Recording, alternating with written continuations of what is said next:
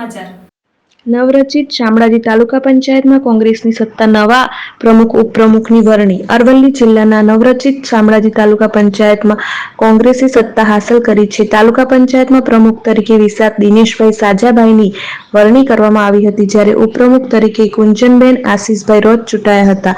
નવા હોદ્દેદારોની વરણી થતાં કોંગ્રેસ કાર્યકરોમાં ખુશીનો માહોલ જોવા મળ્યો હતો.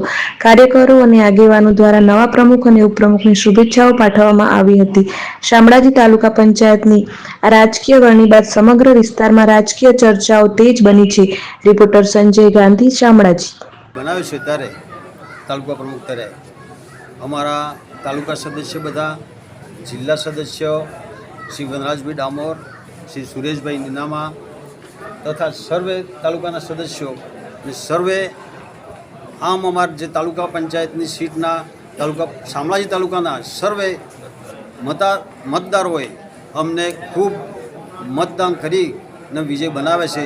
એ બદલ સર્વે મતદાતાઓનો પણ ખૂબ ખૂબ આભાર છે.